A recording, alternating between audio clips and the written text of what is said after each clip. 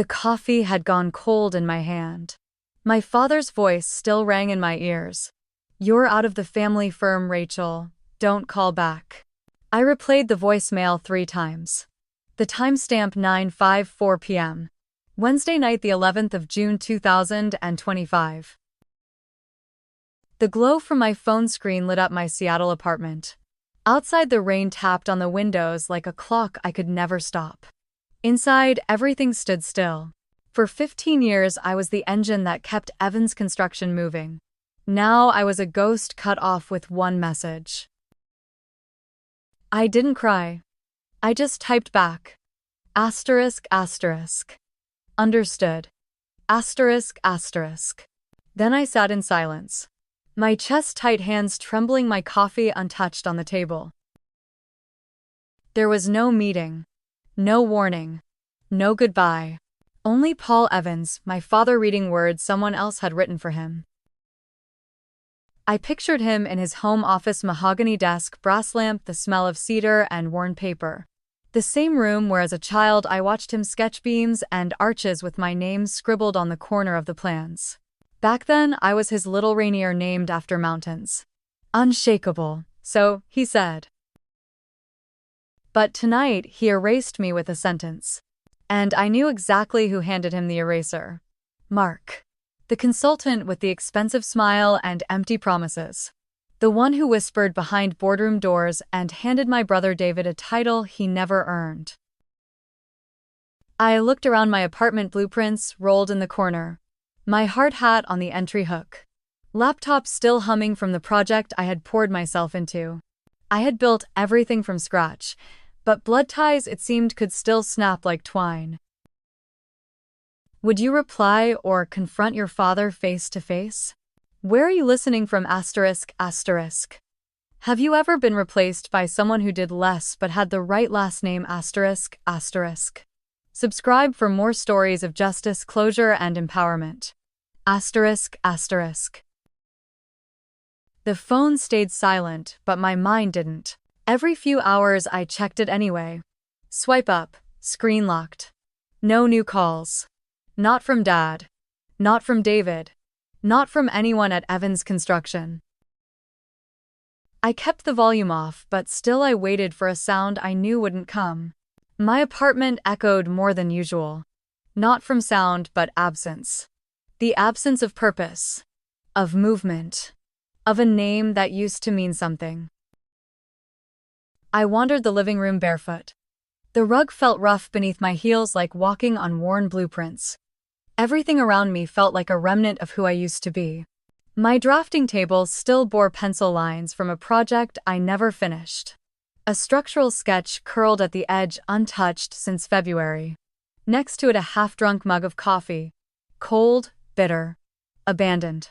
The mug read asterisk, asterisk, Evans Legacy. Built on steel, asterisk, asterisk. A marketing slogan I came up with during our 10th anniversary campaign. Now the Evans part made my stomach twist. I picked it up and held it a moment longer. Then set it down as if touching it too long would burn me.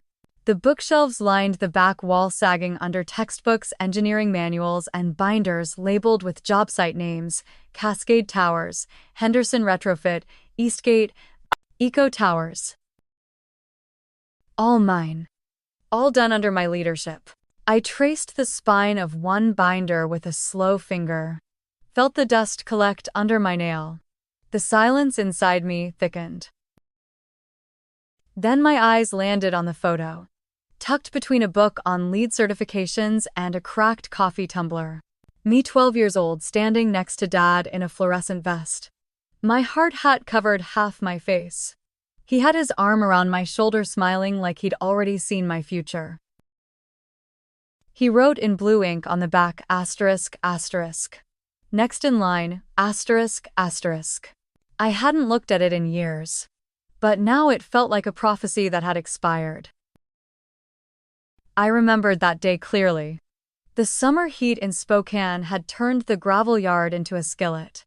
I'd followed Dad around like a shadow, taking notes, asking questions, pretending I understood every measurement. He called me Rainier that day. Solid, sharp, dependable, after the mountain. After what he wanted me to become. I believed him. I believed that loyalty meant legacy. That hard work would earn permanence. But it hadn't. Somewhere along the way the rules changed. And no one told me. I sat down on the couch, the leather cold against my skin. I looked at my hands, hands that had helped build office parks, schools, bridges. Hands that once shook deals, signed contracts, guided teams through 12-hour site days. And now they trembled slightly. Not from fear, from restraint. From knowing I couldn't fix this with logic or design. Mark didn't just appear. He infiltrated. It started small. New reporting protocols. Shorter meetings. Suddenly I needed to loop him in on everything. Then Dad stopped replying to my reports altogether. Then came David's fancy new title, Vice President of Growth Strategy. Growth. What a word. All I saw was erosion. Erosion of trust. Erosion of my role. Erosion of the promise beneath that blue ink on the back of a photograph. And still I stayed. Because when something bears your name, you don't walk away from it. You fight for it. Or so I thought. I flew to Spokane 2 weeks later. Mom picked me up at the airport wearing her faded blue parka, the one she always wore when she was nervous. She hugged me too long. I didn't pull away. The car ride home smelled like peppermint gum and lavender hand cream. She talked about the weather. The neighbor's dog. How the tomatoes were finally coming in. But not Dad. Not the firm. Not the voicemail that changed everything. She brewed apple cinnamon tea and slid the sugar jar toward me. Same kitchen, same chipped counter tile. Same ceramic spoon rest shaped like a sunflower I made in 3rd grade. Your father's been quiet lately, she finally said, not looking up. Tired, confused maybe. I took a sip of tea, let it burn the roof of my mouth. Do you know why he did it? I asked. She folded a dish towel with unnecessary precision. No, she said gently. But I think he was scared. Of me? She shook her head. Of what he might lose. Or admit. Or face. That's when it hit me. It wasn't that I failed him. It was that I scared him. Because I kept building. Kept rising. And he didn't know where that left him. Or David. We sat in silence for a while. The ticking of the wall clock filled the space between our unspoken truths. I glanced down at my hands wrapped around the warm mug. Nails-bitten knuckles red from tension. These were hands that pored over code books, led field teams, sealed contracts. And yet I was still the one asked to be softer, smaller, safer. Later that night I walked past Dad's office. The door was half closed.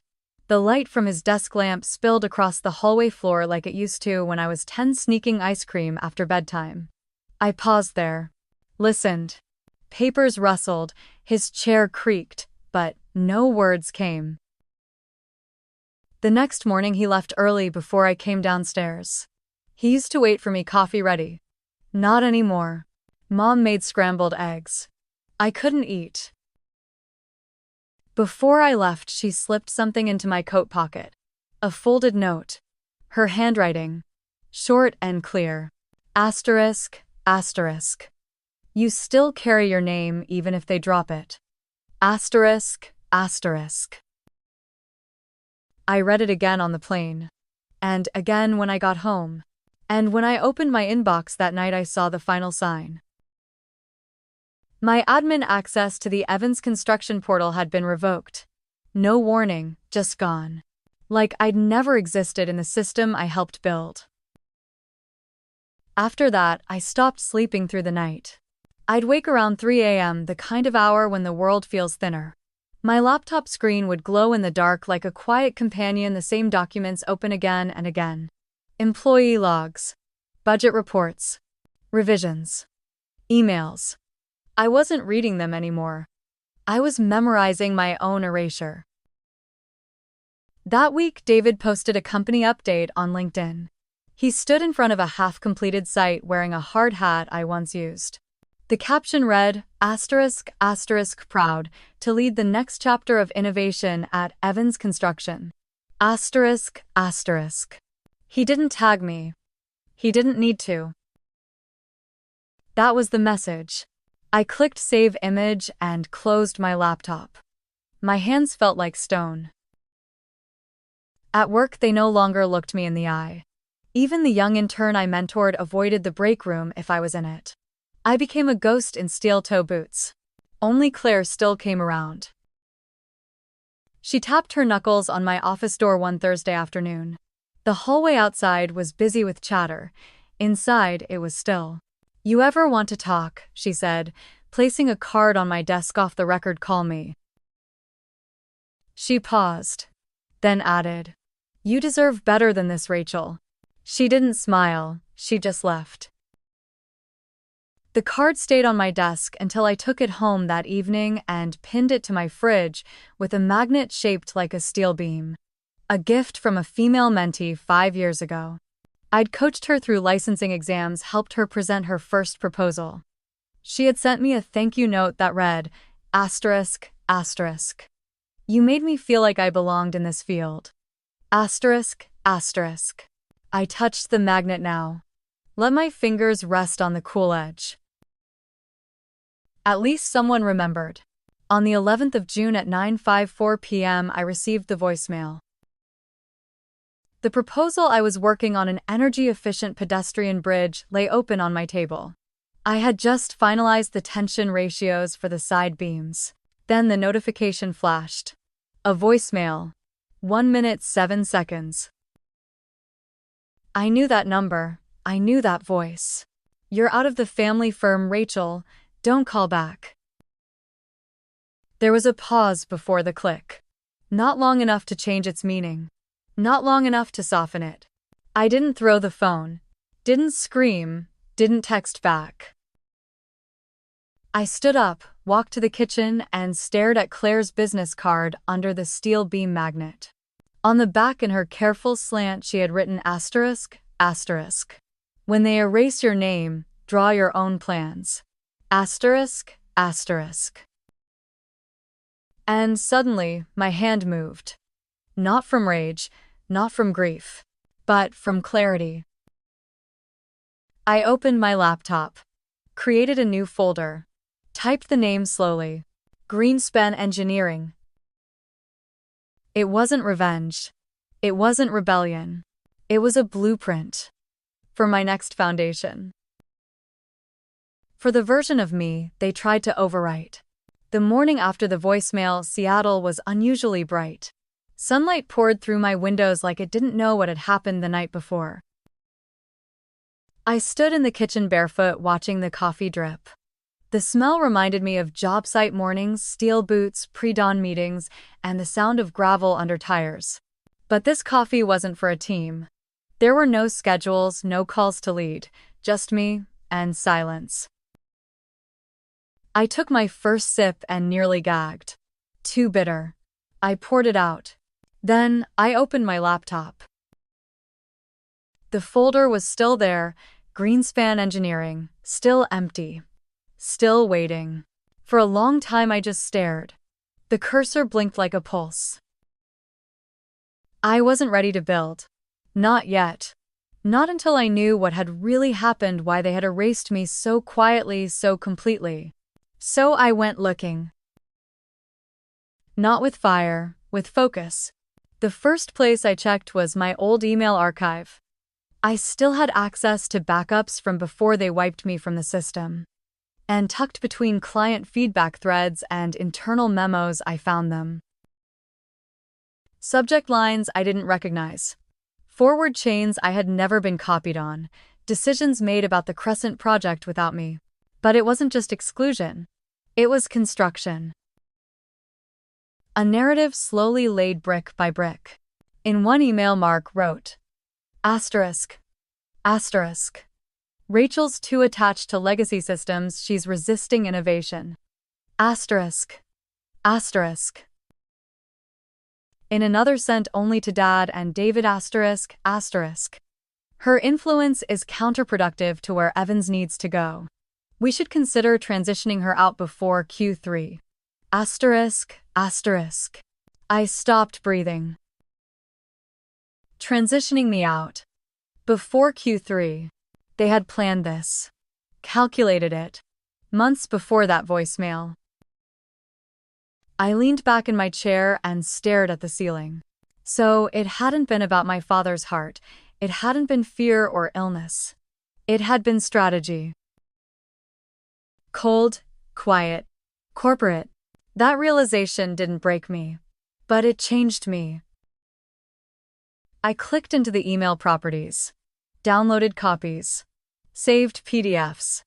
Then backed them up twice, one on the cloud, one on a hard drive. Because this time I would not be caught unprepared. I pulled Claire's card from the fridge, flipped it over again. Her note stared back at me. Asterisk, asterisk. Draw your own plans. Asterisk, asterisk. I smiled for the first time in weeks. Not because it didn't hurt, but because I had just found the cracks in their foundation. I didn't tell anyone what I found. Not yet. I needed more than suspicion and screenshots, I needed confirmation. Something undeniable. So I made a list. Old contacts. Former contractors. Even the temp assistant who left last spring and started working for a competitor in Bellevue. I called her first. Hey Sarah, it's Rachel Evans. Silence. Then. Oh. Wow. Hi. I kept it casual. Friendly. But direct. I'm just reaching out to tie up some details on the Crescent project. I saw some file history that didn't include my name and, well, I was wondering if anything ever felt off to you. She hesitated, then said quietly, I thought you already knew. Knew what? That they were planning to phase you out before the next RFP cycle. Mark had David take point. He told everyone you'd be moving into, like an emeritus role. He blinked. Emeritus. Like a figurehead, she said. For legacy. Not decisions. I thanked her. Hung up. Stared at the screen. A figurehead. I was being preserved, not included. Like a photo in a company history timeline. Smiling, silent, irrelevant. I opened the Crescent budget sheet again. My budget model was still embedded in the file, my formulas, my color codes, even the notes I used to leave for interns in the margins. And yet David's name was stamped across the header in bold. I felt my face flush. That night I walked to the park near my apartment. The sun had dipped low, casting golden light through the trees. Children's laughter echoed near the swings. Joggers passed by without seeing me. I sat on a bench and scrolled through my phone. Old company photos. Me at the front of our first LEED certified site. Me and Dad breaking ground at Riverbend Senior Living. The day Claire and I toasted with cheap champagne after winning the municipal bid. And finally one from 3 years ago. All of us standing in front of the new downtown complex. I was in the middle. Now when I looked at that photo, I noticed something I hadn't before. Everyone else was looking at the camera. Mark was looking at me. And he wasn't smiling. That was when I knew this wasn't just a restructuring. It was a removal. Carefully curated, mutually endorsed.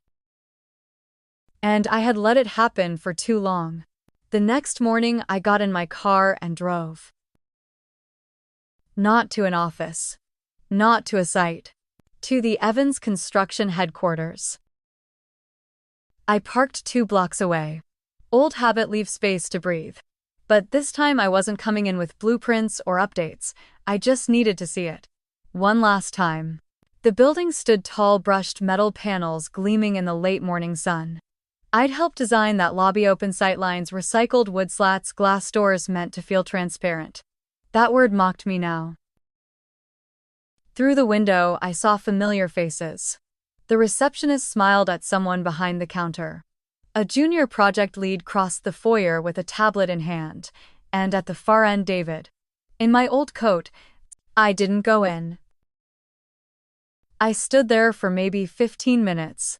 Heart steady, jaw locked. Then I walked. Not away. Forward. I stopped by a print shop and made 3 clean copies of the emails I'd saved. On paper, marked. Time-stamped. I didn't need them yet. But I wanted to feel them in my hands. Weight carries truth. That evening I met Claire. We sat at a quiet cafe 2 blocks from her firm. Small place, good lighting, neutral ground. She took one look at my face and closed her laptop. I'm guessing this isn't a catch-up coffee. It's not. I handed her the folder. She opened it slowly, reading the first email. Her brow furrowed. By the 3rd page, she exhaled. Low and sharp. This isn't just unethical, she said. It's calculated.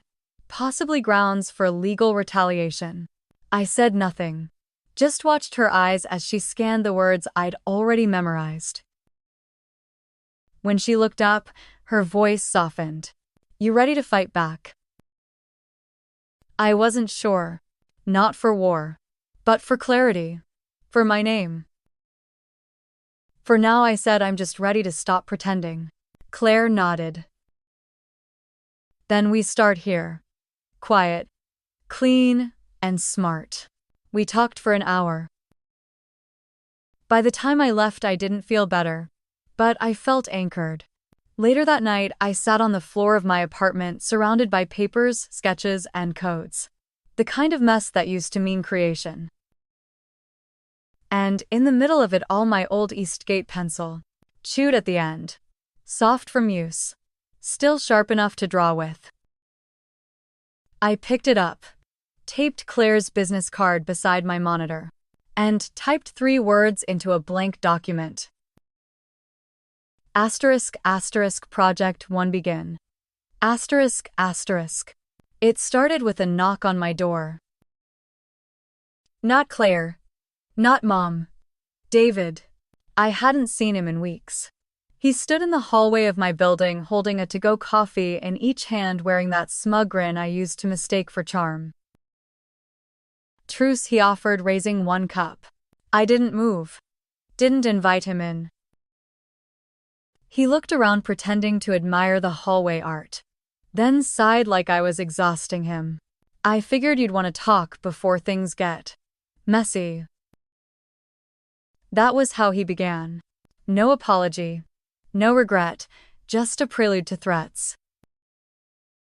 I stepped aside barely. Let him in without a word. He wandered to the window like he owned the space. Like he'd ever built anything himself. You're angry, he said, turning toward me. Understandable. But Dad's sick. You really want to drag all this into court while he's hooked up to machines? I flinched.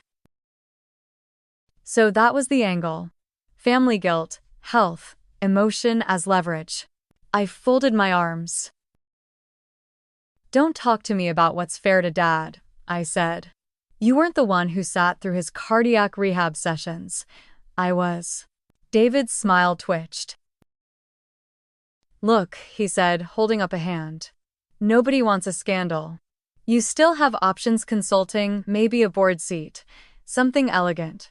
Elegant. The word tasted like ash. Is that what Mark told you to say? His eyes narrowed. For the first time, the mask slipped. This is bigger than you, Rachel, he snapped. You always thought you were the firm. But we're evolving. You don't fit anymore. There it was. The truth. Not a misunderstanding. Not fear. Exile by design. You want me to disappear, I said quietly. Number. We want you quiet. I took a deep breath, heart pounding but steady. You should go. He held my gaze a second longer. then dropped the coffee on my counter like it was a favor, walked out without closing the door behind him. I stood there staring at the cup, steam rising, smelling like cinnamon and lies. And for the first time, I wasn't heartbroken. I was done. This wasn't about winning. It was about truth. And mine was long overdue. That same night, I pulled out a manila folder labeled Legacy. It had started as a joke, a place where I tossed old ideas, sketches, news clippings. But now it felt like a lifeline. Inside were drawings for a community bridge in Tacoma, a low-cost, high-efficiency design I pitched 2 years ago. Dad shelved it, said the numbers didn't work, said it wasn't scalable. But I remembered the look in the city planner's eyes. The kind that said, asterisk, if someone just believed in this. Asterisk. I laid the sketch flat on my desk, ran my palm across the pencil lines. The page was wrinkled at the edges, one corner water-stained from an old coffee spill. It was imperfect. Like me. But still standing. I spent the next hour building a new file, technical specs, proposal, outline, estimated cost. Not for Evan's construction. For me. For GreenSpan. It didn't matter if it got approved yet. It mattered that it existed. Because every project they erased from my resume would be reborn under my own name. The next day, I visited the old job site office I once shared with Claire. Not to go inside, just to look at the space. There was a new sign now, sleek, modern, corporate. No trace of the corkboard I once pinned hand-sketched sections to. No scent of wet soil or printer toner in the air. No sign I had ever been there.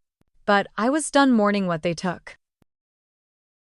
I opened my phone and started drafting a list. Tacoma Bridge, North Seattle Green Lot, Women in STEM Mentorship Project, R&D Grant for Community-Led Designs. It wasn't a to-do list. It was a reclaim list. A map back to myself. And that night I made a second list. Not projects, people. The ones who had seen me, believed me, worked beside me when belief had been a currency I could no longer afford. Claire. Luis from materials testing. Marcy in procurement.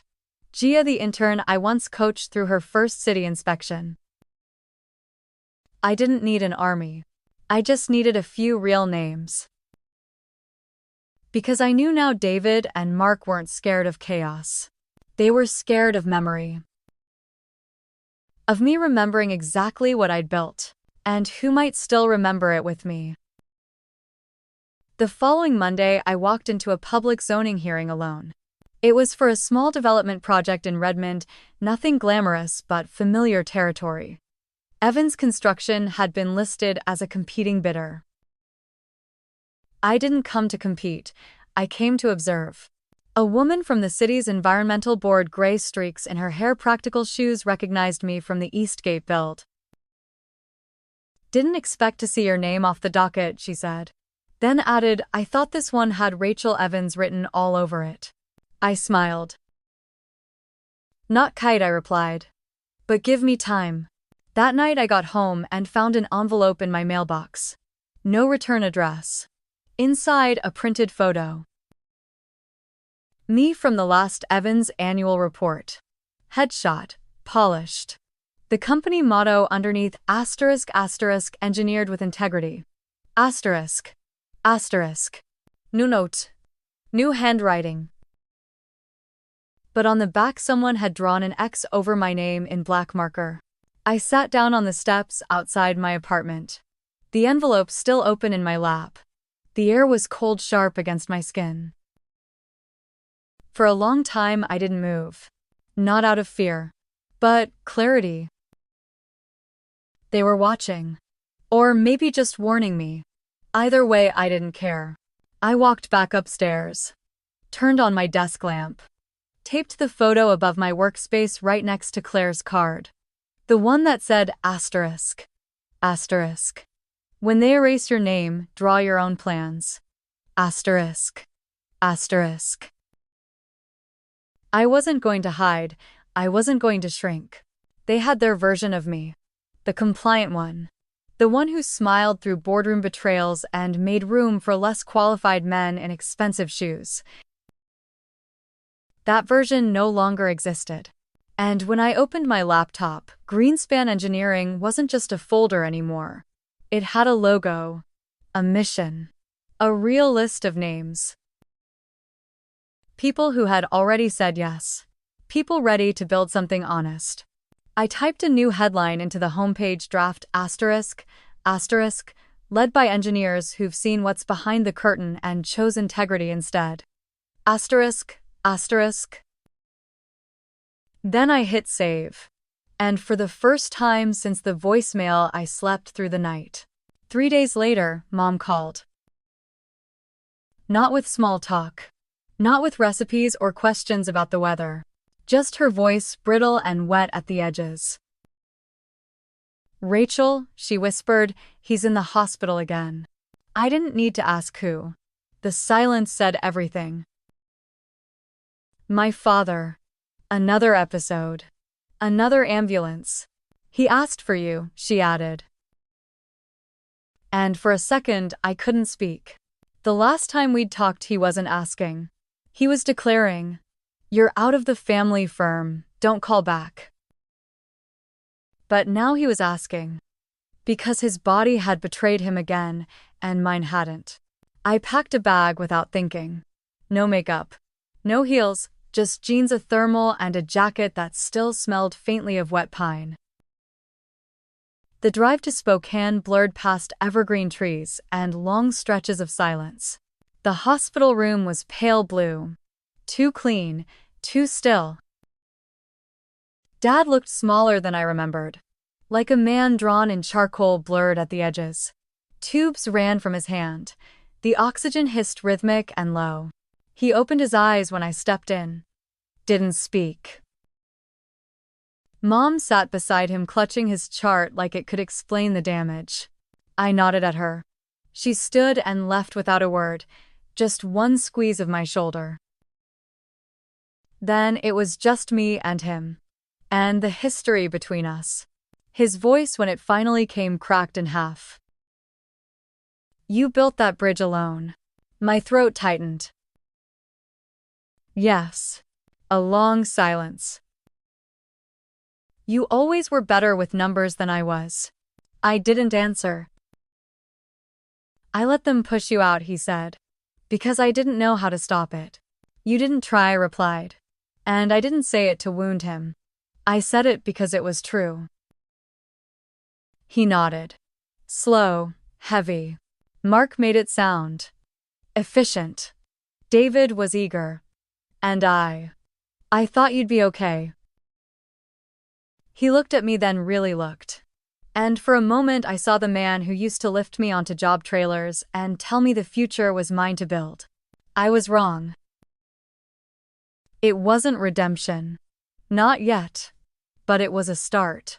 I sat in the hospital room long after he drifted into sleep. Machines beeped softly.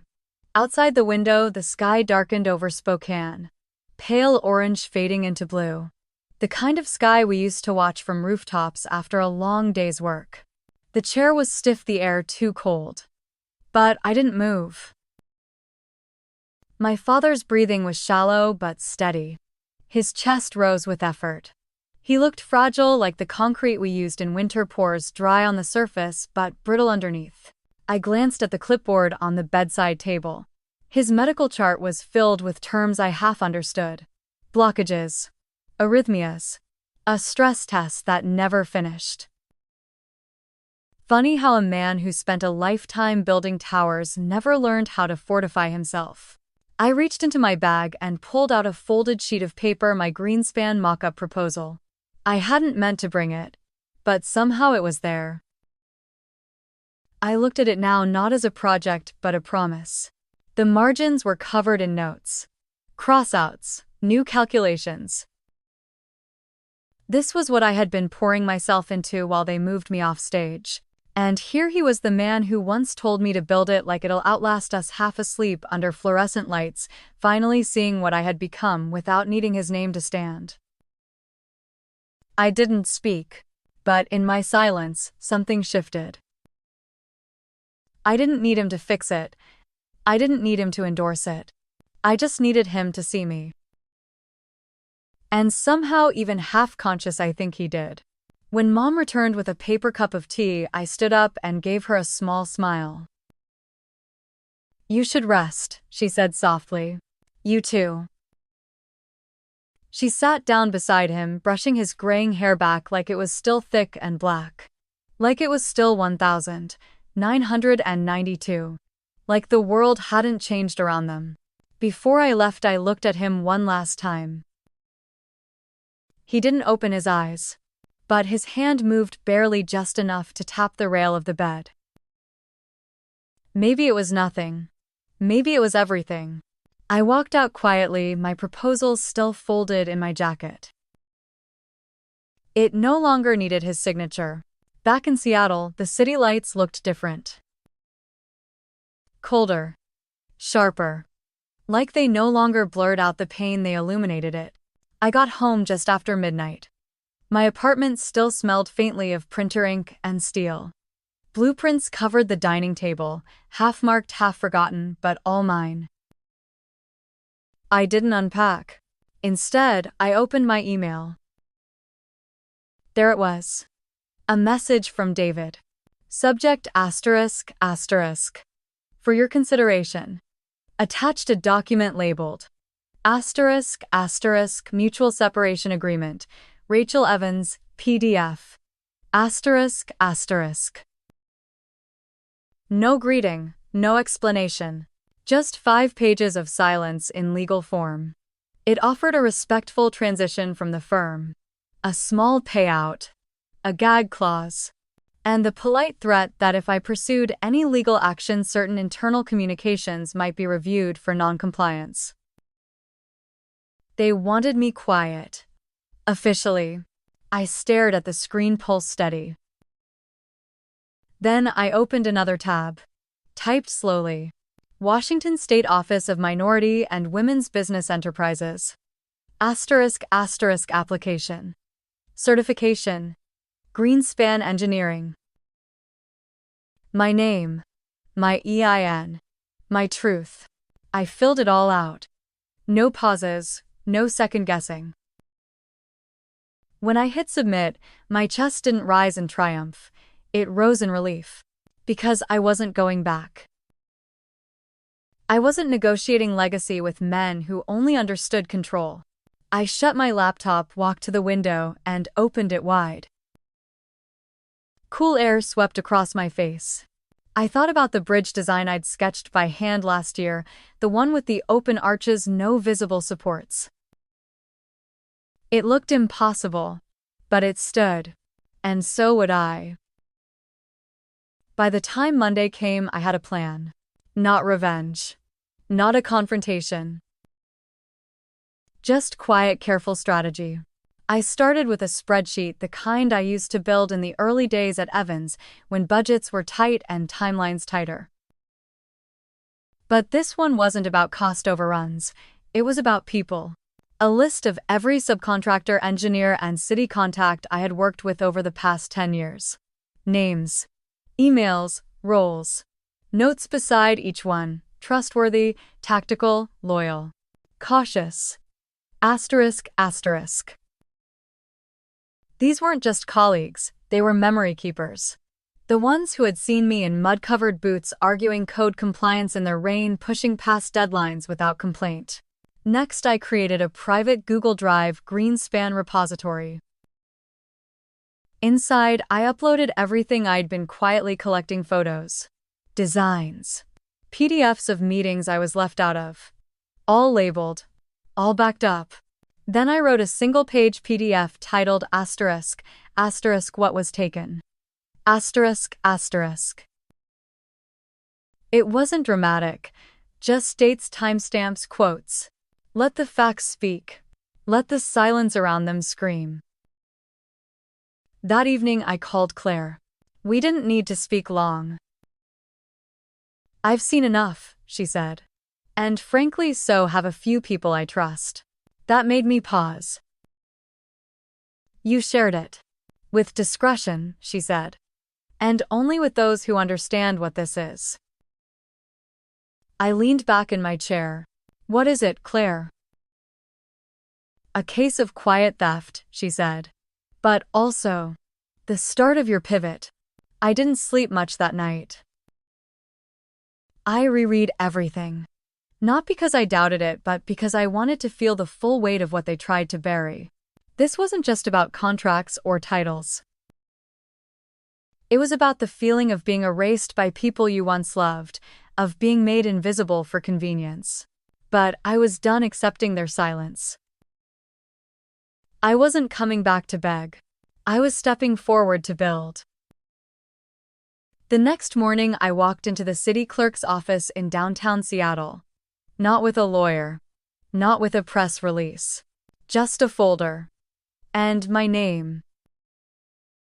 I filed GreenSpan Engineering as an independent firm, woman-owned, sustainability certified. The clerk didn't look up when she stamped the approval page. But I did. Because something shifted in that moment. Something final, something free. Outside, the sky was overcast, light rain dancing on the asphalt just enough to cool the air. I stopped by a coffee cart on 4th Avenue. The barista was new. Didn't know my name. Didn't care. It felt like a clean slate. I took my latte to a nearby bench and opened my notebook. Across the top of a blank page, I wrote in capital letters, asterisk, asterisk. Phase 1, reclamation. Asterisk, asterisk. Then I listed 3 objectives. 1. Secure funding. Asterisk, asterisk. I already had a short list: 2 firms that owed me favors, 1 that respected outcomes more than surnames. 2. Land 1 pilot project. Asterisk, asterisk. Not big, just visible. Something real. 3. Announce the company softly. Asterisk, asterisk. No revenge. No drama. Just truth. I looked at the list, heart steady. This wasn't theory anymore. This was movement. That afternoon, I met with Louise from materials testing. We hadn't spoken in over a year, but when he saw me walk into the cafe, he smiled like nothing had changed. I heard about what they did, he said, stirring his tea. It was cowardly. I'm building something new, I said. Quietly. But strong. He nodded. You were always the load-bearing beam. We talked logistics. Sourcing. Environmental testing rates. He gave me a discount before I even asked. You'll make them nervous, he said as we stood to leave. I hope so, I replied. But that's not the point. He smiled. But it's a bonus. As I walked back to my apartment, the sun broke through for a moment. Soft light spread across the wet streets. I looked up, let it hit my face. It didn't fix anything. But it reminded me what it felt like to stand in something true. That night I sat at my dining table surrounded by plans. Not just sketches. Decisions. Each one represented something they thought I'd leave behind. The Seattle Greenway redesign. The revised proposal for the Tacoma pedestrian bridge. Even the mentorship initiative I once drafted on a napkin between flights. I hadn't realized until now how much I'd stored. Not just in files. In myself. They'd taken access. Visibility. Credit. But they never took the work. I pulled out a sheet I hadn't touched since last fall, a mock proposal for a FEMA-funded rebuild in Northern Oregon. It had been shelved, dismissed, marked too experimental. But the numbers worked. The vision was sound. And now it belonged to GreenSpan. I added it to the top of the queue. Then I opened a new tab. Typed the first blog post for our website. Title asterisk. Asterisk. From silence to structure. Why we're building different. No names, no accusations, just story, just truth. I kept it under 500 words. Direct. Unpolished. One paragraph read. Asterisk. There are buildings that stand because someone believed in them, not because the room agreed, but because the foundation was built with care. We remember that. We honor it. Asterisk. When I clicked publish, something loosened in my chest. It didn't go viral. There were no immediate calls. But Luis forwarded it to 2 colleagues. Gia messaged asking if I needed help compiling project bids. Even Marcy, the quietest voice in procurement, sent a thumbs-up emoji with 3 simple words. Asterisk, asterisk. Still rooting quietly. Asterisk, asterisk. That night I didn't cry. I didn't rage. I didn't write a letter to my father or reply to David's email. I lit a lavender candle, opened a fresh page in my notebook, and titled it, Asterisk. Asterisk. Phase 2. Foundation. Asterisk. Asterisk. Because I wasn't rebuilding. I was beginning. Subscribe to EN Reddit Story for more real stories about justice, healing, and closure for women after 35. I didn't set out to make waves. But ripples, those were inevitable. 2 weeks after GreenSpan's quiet launch, an email landed in my inbox. Subject line, asterisk, asterisk, municipal design, RFP, Tacoma, Urban Link. Asterisk, asterisk. I blinked. Then opened it. It was real. A new pedestrian greenway connecting East Tacoma to downtown, sustainability-focused women-owned firms encouraged to apply. My heart kicked up. Not from fear. From readiness. This wasn't just a project. It was the same design I pitched at Evans 2 years ago, the one they shelved. They didn't believe in it then. But Tacoma did now.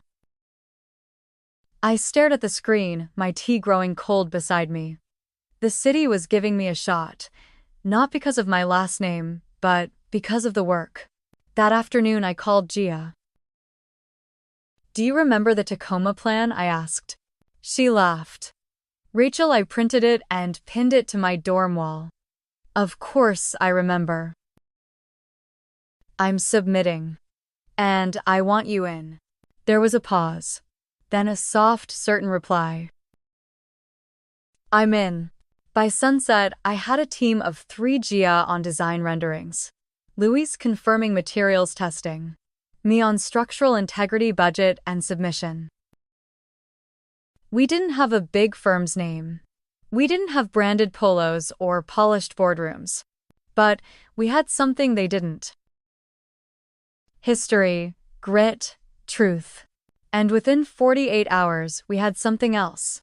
A complete proposal. Claire reviewed it for legal. Marcy fact-checked our cost tables. Every email felt like a quiet vote of confidence.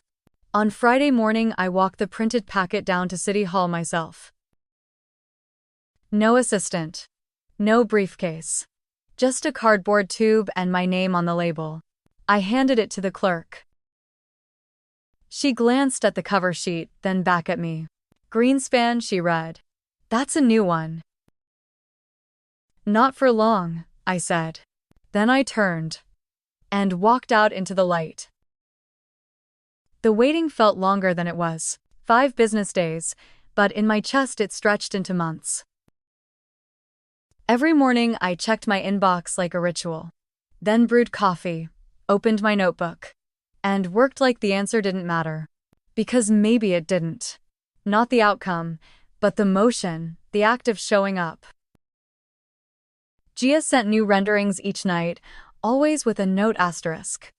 Asterisk. We're not building a bid, we're building proof. Asterisk. Asterisk. Luis called to say his lab would sponsor some of the early testing if we got the green light. Claire asked if I wanted media training just in case. I laughed. No need, I said. This isn't a press play. Still, I knew. If we landed Tacoma, Evans Construction would hear about it. So would Mark. So would David. But I wasn't doing this to spite them. I was doing it because a younger version of me once stood on that exact lot in worn-out boots, imagining something better than the roads we were handed. And now maybe I was ready to pour the foundation she'd dreamed of. On the 5th morning, the email came. Subject asterisk, asterisk, asterisk. Congratulations. Conditional approval Tacoma Urban Link project. Asterisk. I read it 3 times. Then I stood up slowly as if my body needed to catch up to the reality. They said yes. They believed. I texted Gia one word, asterisk, asterisk, approved, asterisk, asterisk. She called me breathless. Rachel, are you crying? No, I said, wiping my eyes. I'm remembering. Then she shouted loud enough for her roommates to hear. Louis sent champagne emojis. Claire called with one sentence. Asterisk, asterisk. Now we make it count. Asterisk, asterisk. We scheduled our first official team meeting that weekend at my apartment. Not in a conference room. Not at a long glass table. Just us. Coffee mugs. Blueprints spread across my kitchen island, voices that weren't afraid to take up space.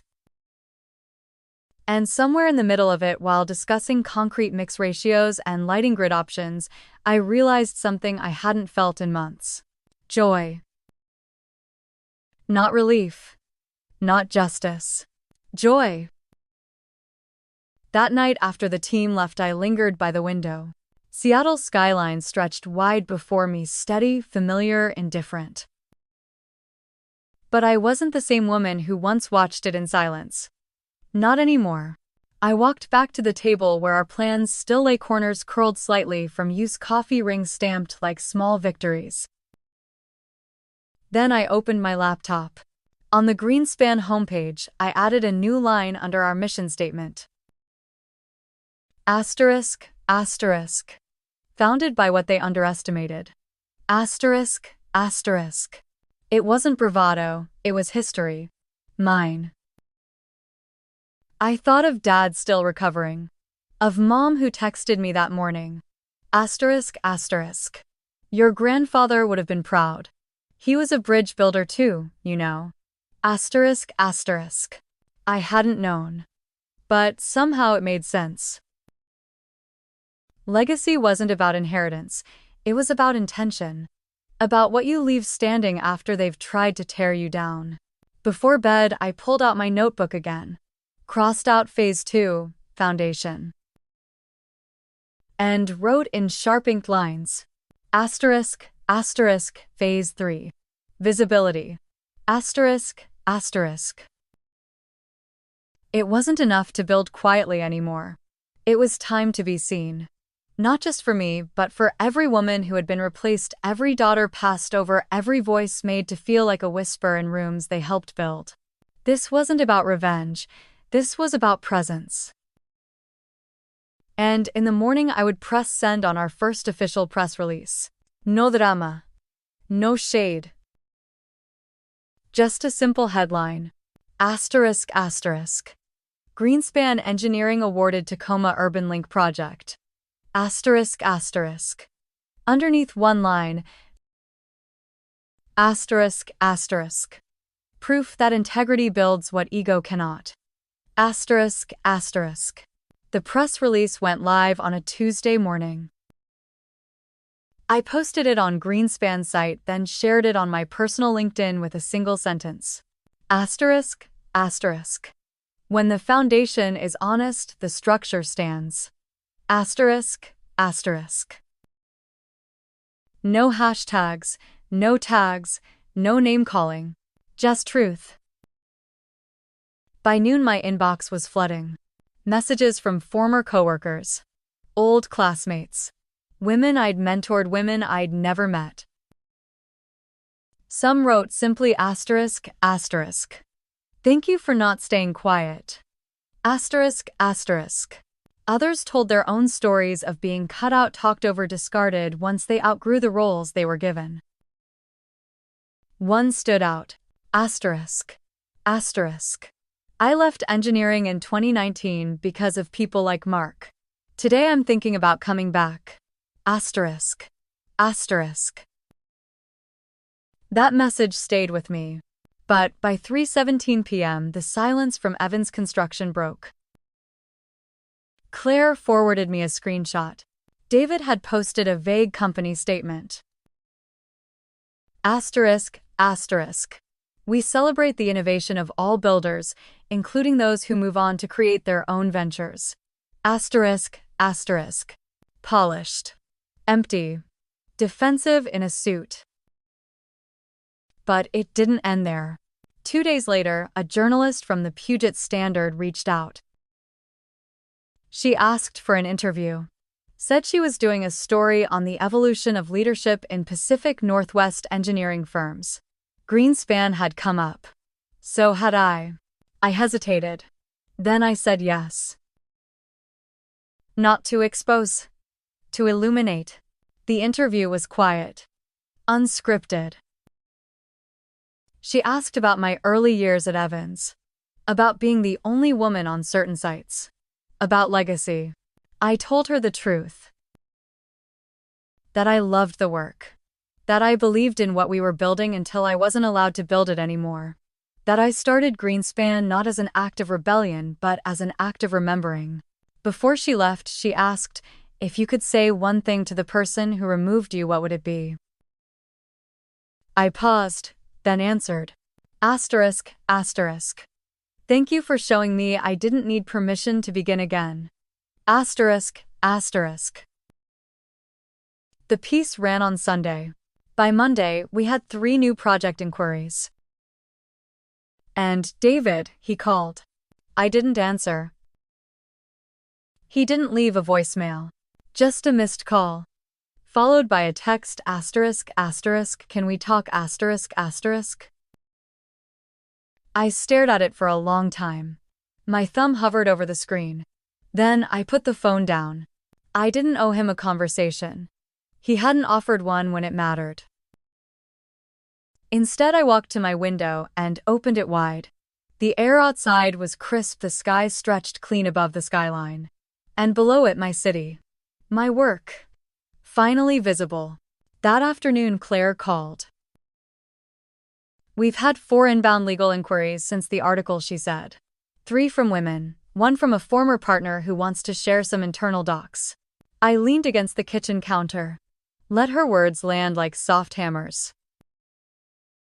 This isn't about burning it down, I said. I know, she replied. But when the fire comes, sometimes you don't have to strike the match. You just stop putting it out. Later that week, I received a formal invitation to speak at the Pacific Northwest Women in Infrastructure Summit. Topic asterisk, asterisk, ownership after erasure. Asterisk, asterisk. I almost said no. Public speaking had never been my power lane. I liked drawings. Steel, numbers. But then I thought of Gia and the dozens of messages still sitting unread in my inbox, women asking how I started over. Women who hadn't yet found a voice loud enough to echo. So I said yes. The event was held in a sunlit atrium in Bellevue. Rows of chairs, a simple podium. No spotlight, but the kind of quiet attention you can feel in your chest. When I stepped up to speak, I didn't bring a script. Just one small object in my hand, my old Eastgate pencil. Chewed, chipped, still solid. I held it up. This built a lot more than floor plans, I said. It built patience. It built tolerance. It built silence. Then I paused. But eventually I used it to build a door. One I could walk through without waiting to be let in. The applause was soft, real. And afterward, 3 young women came up to ask for mentorship. I said yes. Of course I did. Because what's the point of rebuilding a life if you don't leave the door open behind you? 2 weeks later, I received an envelope. Hand-delivered. Cream-colored heavy stock.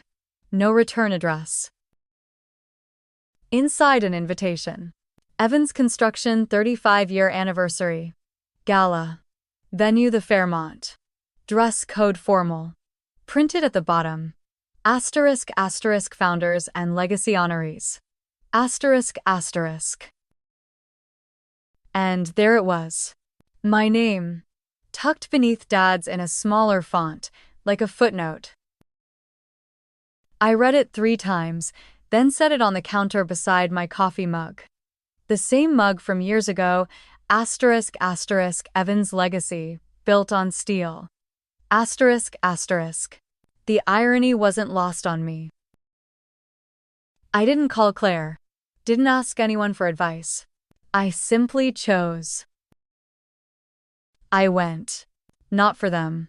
Not for closure. But because I no longer had anything to prove and nothing left to fear. The ballroom was all glass and gold, every table named after a past project. Ours was Crescent Commons, the one they erased me from. Of course. I walked in alone, wearing a navy dress. No armor, no apologies. David saw me first. His face froze, not shame, not regret. Shock. Mark didn't say a word. He looked away. Dad sat at the head table, pale but upright, his cane leaning against his chair. When our eyes met, he didn't smile. He nodded. Slow. Grateful. Maybe proud, maybe not. I didn't go up. Didn't need to. Midway through dinner, a woman I'd never met leaned over from the next table. You're Rachel Evans, right? Yes. I just wanted to say I left my firm last year after what they did to you. I started my own.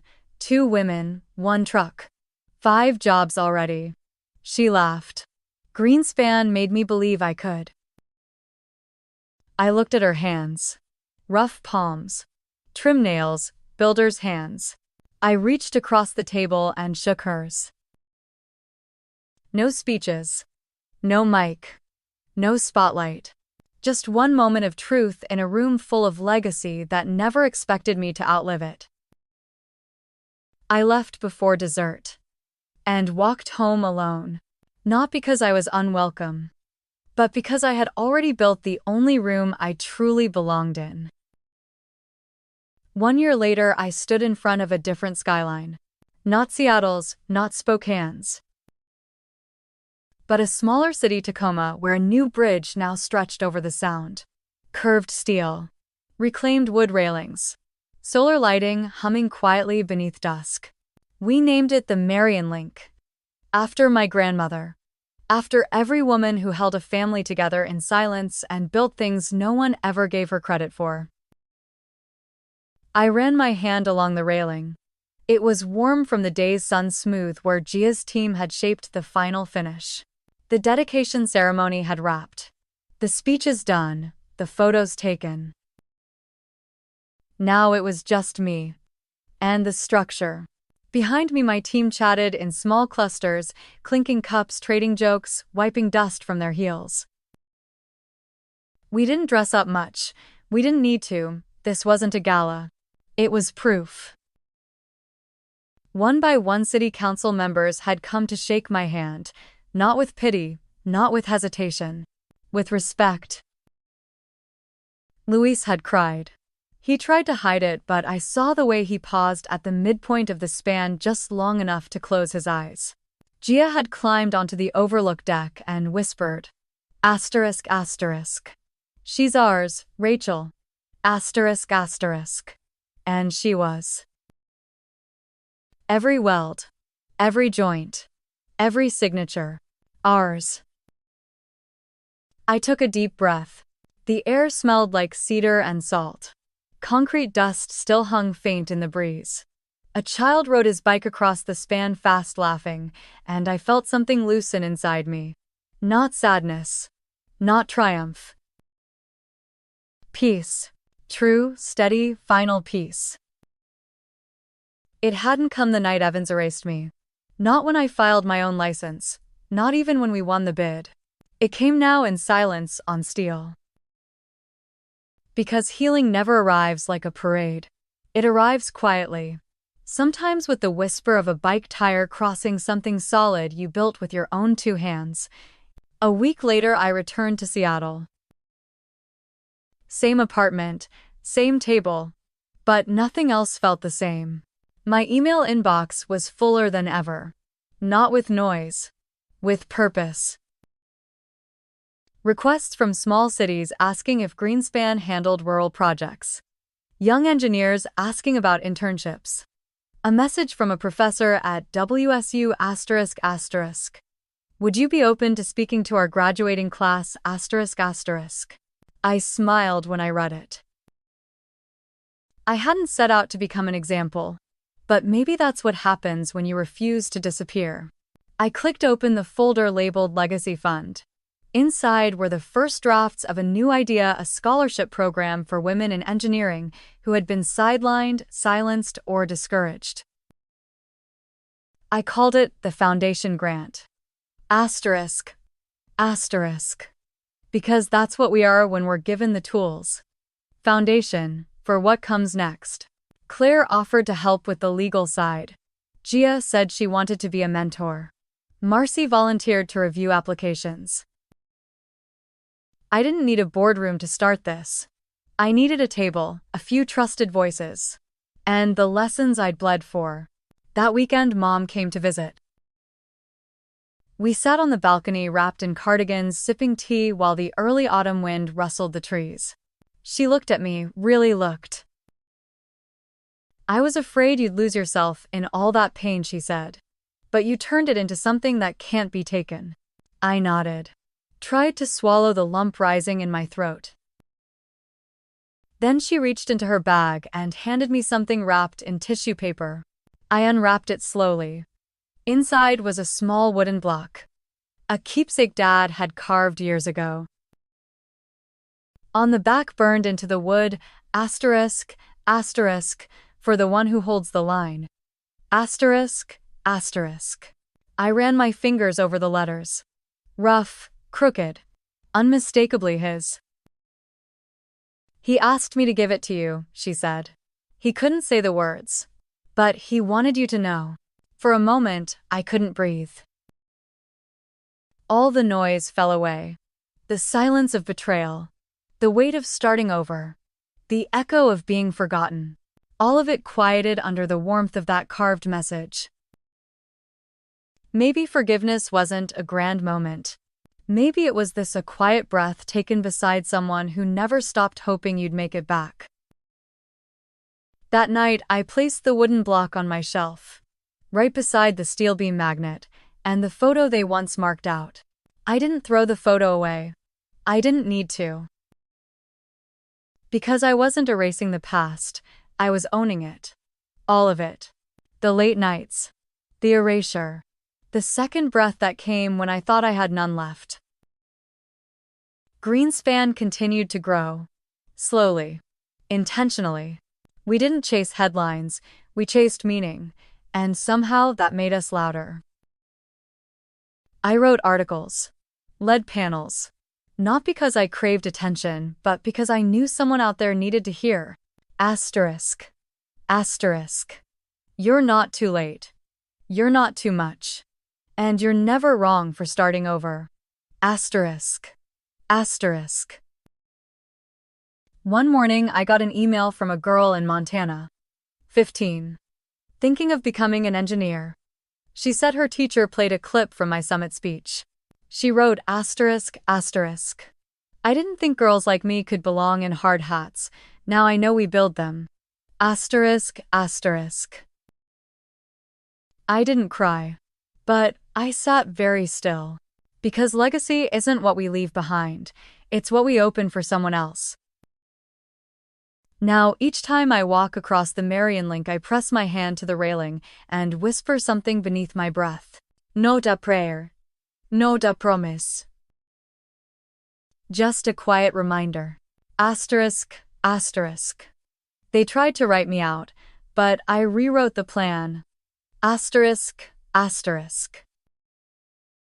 Have you ever rebuilt after being erased? Would you forgive those who cut you out or build your own future from scratch? Share your story in the comments. We're listening. Subscribe to Ian Reddit Story for more true stories about justice, healing, and closure for women after 35.